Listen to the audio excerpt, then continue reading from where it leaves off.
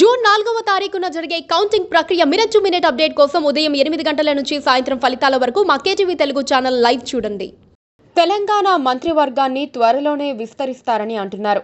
లోక్సభ ఎన్నికల ఫలితాల తర్వాత విస్తరణకు ముహూర్తం పెడతారని ప్రచారం జరుగుతోంది. కొత్తగా కేబినెట్లో తీసుకునే వారిలో యువకులకు ప్రాధాన్యత ఇవ్వాలని రేవంత్ రెడ్డి భావిస్తున్నట్లు తెలుస్తోంది.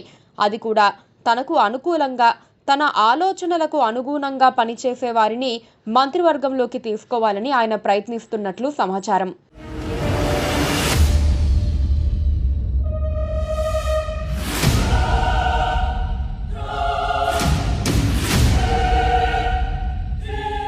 దీనిపై పార్టీ హైకమాండ్ నుండి గ్రీన్ సిగ్నల్ లభించినట్లు చెబుతున్నారు. పార్లమెంటు ఎన్నికల తర్వాత తెలంగాణ కేబినెట్ విస్తరణ ఉంటుందని కాంగ్రెస్ నేతల్లో విస్తృతంగా చర్చ జరుగుతోంది. తెలంగాణలో ప్రస్తుతం 119 నియోజకవర్గాలు ఉన్నాయి. ఉన్న నియోజకవర్గాల్లో 15% మందిని మంత్రివర్గంలోకి తీసుకోవాల్సి ఉంటుంది. ఆ లెక్క ప్రకారం తెలంగాణ రాష్ట్రంలో ముఖ్యమంత్రితో పాటు 180 మందిని మంత్రివర్గంలోకి తీసుకోవచ్చు. ప్రస్తుతం తెలంగాణ కేబినెట్లో ముఖ్యమంత్రితో పాటు 11 మంది మంత్రులు ఉన్నారు. తెలంగాణ కేబినెట్లో మరో 6గురిని తీసుకునే అవకాశం ఉంది. ఈ 6 స్థానాల కోసం భారీగా పోటీ ఉంది. తమ సామాజిక వర్గానికి మంత్రిగా అవకాశం ఇవ్వాలని కుల సంఘాల నాయకులు ప్రెస్ మీట్ పెట్టి డిమాండ్ కూడా చేస్తున్నారు. కేబినెట్ విస్తరణలో తమకే అవకాశం వస్తుందని పలువురు ఎమ్మెల్యేలు ఆశగా ఎదురుచూస్తున్నారు. సామాజిక సమీకరణాలలో భాగంగా తమకి కేబినెట్ బెర్త్ కన్ఫర్మ్ అవుతుందని మరికొందరు ఎమ్మెల్యేలు ధీమాగా ఉన్నారు. మరోవైపు కేబినెట్ విస్తరణపై సీఎం రేవంత్ కసరత్తులు మొదలుపెట్టినట్టు సమాచారం. ఇవ్వబోయే 6 మంత్రి పదవులు కొత్తవారికి, యువకులకు ఇస్తే బాగుంటుందనే అభిప్రాయానికి సీఎం రేవంత్ రెడ్డి వచ్చినట్టు తెలుస్తోంది. ఇక ఈ 6గురిని రేవంత్ తన కిచెన్ కేబినెట్గా మార్చుకునేందుకు వ్యూహాలు రచిస్తున్నట్లు సమాచారం.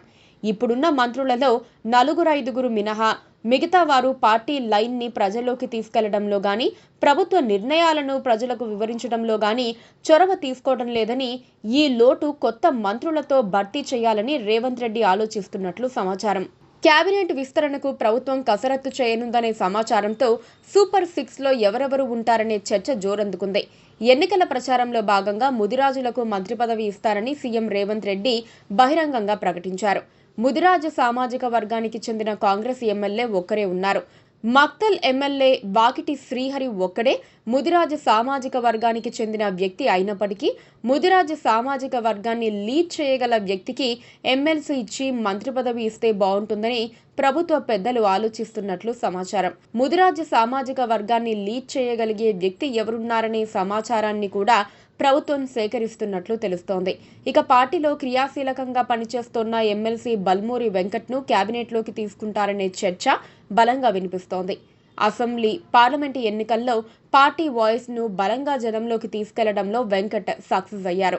వెంకట్కు ఇటు CM Revanth Reddy, deputy CM బట్టి విక్రమార్క, అటు పార్టీ అధిష్టానంతో మంచి గుడ్విల్ ఉండటంతో మంత్రిగా దక్కే ఛాన్స్ ఉంటుందంటున్నారు.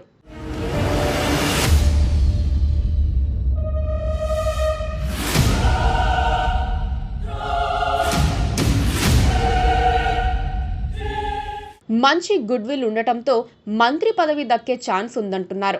అలాగే ప్రభుత్వ విప్లుగా ఉన్న ఆది శ్రీనివాస్, బిర్లా ఐలయ్యలకు ప్రమోషన్ ఇచ్చి మంత్రివర్గంలోకి తీసుకునే అవకాశం కూడా ఉన్నట్లు తెలుస్తోంది. ఆది శ్రీనివాస్ మున్నూరు కాపు, తెలంగాణలో బలమైన సామాజిక వర్గం కావటంతో ఛాన్స్ దక్కే అవకాశం ఉంది. బిర్లా ఐలయ్య కుర్మ సామాజిక వర్గం, తెలంగాణలో భారీ ఓటు బ్యాంకున్న సామాజిక వర్గం కావటంతో అవకాశం దక్కే ఛాన్స్ ఉంది. సామాజిక కూర్పులో భాగంగా ఎస్టీ వర్గం నుంచి లంబాడా సామాజిక వర్గానికి చెందిన వారికి కూడా అవకాశం కల్పించాలని ప్రభుత్వ పెద్దలు ఆలోచన చేస్తున్నారు. దేవరకొండ ఎమ్మెల్యే బాలునాయక్ లేదా ఉమ్మడి ఖమ్మం లేదా ఉమ్మడి వరంగల్ జిల్లాలకు చెందిన వారికి అవకాశం దక్కనుంది. ఇక ఇప్పటి వరకు ఉమ్మడి ఆదిలాబాద్, ఉమ్మడి నిజామాబాద్ జిల్లాలకు మంత్రివర్గంలో ప్రాతినిధ్యం లేదు. ఉమ్మడి ఆదిలాబాద్ జిల్లా నుంచి వెడ్మ బొజ్జుకు ఛాన్స్ దక్కే అవకాశం ఉంది. సీఎం రేవంత్ రెడ్డి దృష్టిలో వెడ్మ బొజ్జుకు మంచి గుడ్విల్ ఉండటంతో అవకాశం దక్కనున్నట్లు ప్రచారం ఉంది. ఉమ్మడి నిజామాబాద్ నుంచి బోధన్ ఎమ్మెల్యే సుదర్శన్ రెడ్డి లేదా ముస్లిం మైనారిటీ కోణంలో షబ్బీర్ అలీకి ఛాన్స్ దక్కే అవకాశాలు ఉన్నాయి. అలాగే భువనగిరి పార్లమెంట్ కాంగ్రెస్ గెలిస్తే మునుగోడు ఎమ్మెల్యే కోమటిరెడ్డి రాజగోపాల్ రెడ్డికి సైతం ఛాన్స్ ఉంటుందని ఆయన సన్నిహితులు ప్రచారం చేస్తున్నారు. మరో నేత మల్రెడ్డి రంగారెడ్డి కూడా మంత్రి పదవి కోసం ఢిల్లీ స్థాయిలో లాబీయింగ్ చేస్తున్నారట. తెలంగాణలో ఖాళీగా ఉన్న 6 కేబినెట్ బెర్తుల కోసం దాదాపు 10 మంది నేతలు పోటీ పడుతున్నారు.